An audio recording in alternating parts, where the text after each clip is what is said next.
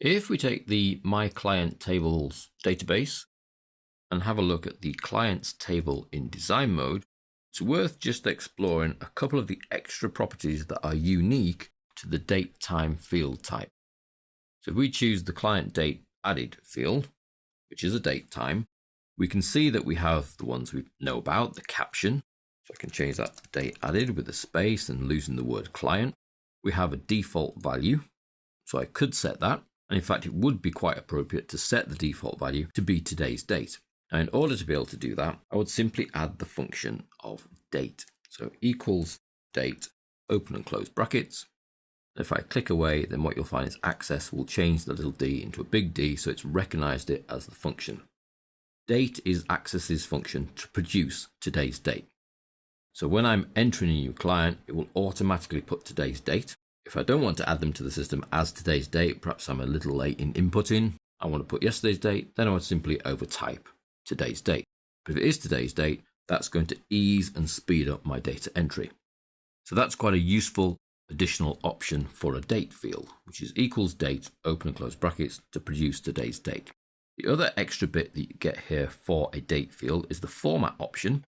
Now, ordinarily, the format option is not really applicable to tables. With the date field, it will control what the date looks like. So in the little drop down, we have a list of choices.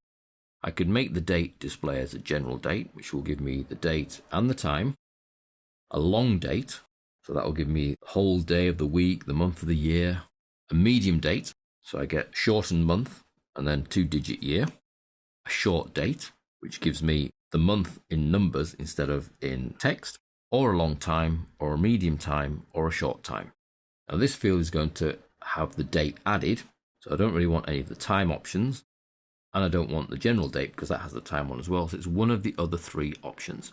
Now this is only the display. It's not controlling how you have to type it in. That will be controlled a little later on by an input mask. So if I want my dates to be displayed perhaps in a medium date format, I can choose the medium date format. It then gives me the option, as we've seen previously, to update this format everywhere the client date added is used. Currently it's not used, so there's no point in actually running that option. So I'm just going to click and ignore it. So I've now set the format of how the date will be displayed. I've also set a default value to today's date. The other little option that you only get on a date time field is the date picker. Now by default it's actually on. So you can see the show date picker says for dates, or in the drop down I can choose never. Let's see what we get if we leave it as the default. Now I need to save the changes because I've made some changes to the design of this table, and then I can view the data sheet. And if I come across to the date added, I can see it's in the medium format. So I've got the date, the month abbreviated and the year abbreviated, but I don't necessarily have to type it that way. I can type it in any way I like. So I could type May the 5th, 2013. When I tab across, you'll see that it changes it into the medium format. However, if I'm in the field, I do get the date picker, which I can click, and that will expand out into a little calendar where I can then navigate through the months and years to find the appropriate date that I wish to have here. So I can go all the way back years ago. Now, if you need to go a long way back, this is not the best way to go because it goes a month at a time. In that case, you're best being in the field and typing a long way ago. So perhaps I want 8/2/66. I leave the field, that changed in the 2nd of August 66. If I then click into the date picker, you'll see that it shows me the date that I'm on. So then that becomes a lot easier to move from one month to the next once I'm in the 60s. So I didn't even need to type the exact year I wanted. I can now scroll around a lot faster and then pick a date I require. The minute I click away, the format is changed to the format I've set for that field. So if I escape, that will cancel that record.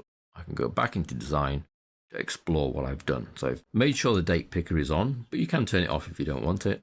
I've set a default value, so it puts today's date in, which I can overtype, and I've changed the caption, so that's the column heading, and changed the format. The format controls the display of the date only, not how you type it in. How you type it in can be any way that a date is acceptable to access. So these are additional field properties just for the date time data type.